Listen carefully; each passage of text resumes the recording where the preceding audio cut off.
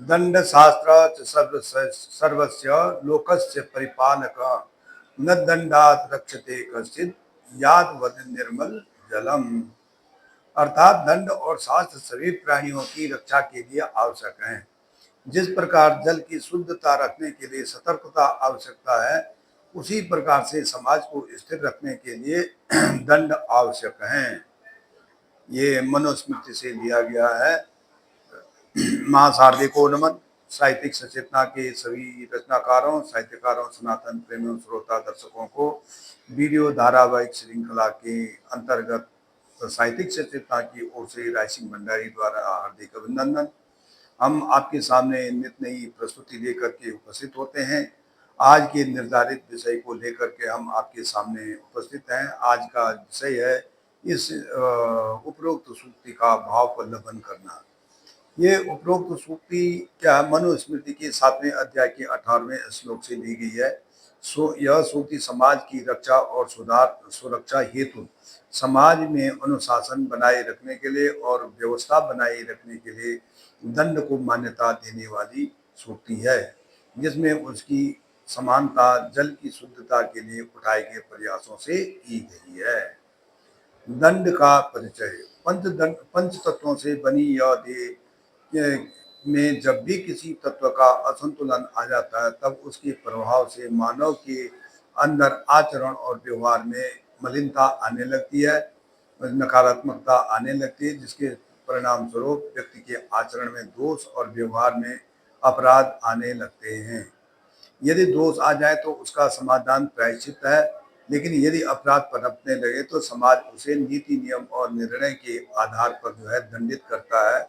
पंच अपराध के अपने पंचदंड निर्धारित हैं। तत्वों के असंतुलन से अपराधों का विवरण। पंच तत्व, जिसमें आकाश, वायु, अग्नि, जल और पृथ्वी है, इनकी देह में बहुत बड़ी भूमिका होती है। जहाँ का आकाश से हम अपने आयतन को घेर लेते हैं, अपने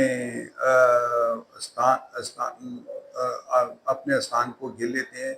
वहीं वायु हमारे प्राण वायु, ऑक्सीजन और कार्बन डाइऑक्साइड निहित है। अग्नि में शरीर का ताप और जठराग्नि है। तो रक्त में जल, पसीना आदि द्रव्य पदार्थ हैं। तो पृथ्वी में मांस और अस्थियां हमारी शामिल हैं। तो इस तत्वों के असंतुलन में व्यक्ति के आचरण में दोष और व्यवहार में अपराध जन्म लेते हैं। इस व्यवस्था को इस प्रकार से समझ सकते हैं। जैसे आकाश तत्व है, तो उसका जो असंतुलन होने में उसका परिणाम जो है आचरण में दोष में दंभ, व्यवहार में अपमान, वायु में द्वेष, और वायु में दोष द्वेष हो जाता है, अपराध में अपकार, अग्नि में दोष हो जाता है और अपराध में अहिंसा, जल से दस्युता और व्यवहार में अपहरण, और पृथ्वी में द्रोह, आचरण में द्रोह उत्पन्न हो जाता है और व्यवहार में अपबंधन हो जाता है। तो इसी के समाधान हेतु जो है आचरण में प्रायश्चित है। दंभ का प्रायश्चित त्याग है, द्वेष का प्रायश्चित देव पूजा है, दाह का प्रायश्चित तप है, दस्युता का प्रायश्चित तीर्थ है और द्रोह का प्रायश्चित दान है। तो उसी प्रकार से जब व्यवहार अपमान का दंड जो है प्रतिषेध है, अपकार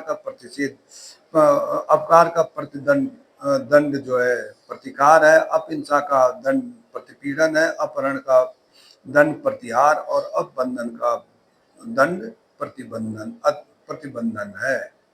तो इस प्रकार से सारांश में हम कह सकते हैं कि समाज में अपराधों का निराकरण करने के लिए नीति और नियम और निर्णय के आधार पर 5 दंडों की व्यवस्था की गई, ताकि समाज में स्थिरता, अनुशासन, कानून का भय और अराजकता पर नियंत्रण पा सकें। रामचरितमानस में भक्त शिरोमणि तुलसीदास जी ने भी बहुत सुंदर ढंग से दंड के विधान की व्याख्या की है। जब 3 दिन बीतने के बाद भी निरंतर विनय करने के बाद भी समुद्र रास्ता देने को तैयार नहीं हुआ, तो रामचंद्र जी ने यह कहकर उसका मान मर्दन करना चाहा कि बिना भय के कार्य संभव नहीं है। यही विनय न मानत जलधि, जड़ गए 3 दिन बीती, बोले राम सकोप तब, भय बिन होई न प्रीत। तो इस प्रकार से बिना भय के प्रीत नहीं होती है, अर्थात बिना भय के कोई कार्य नहीं होता है। तो इस प्रकार से दंड होना जरूरी है। धन्यवाद। राय सिंह भंडारी।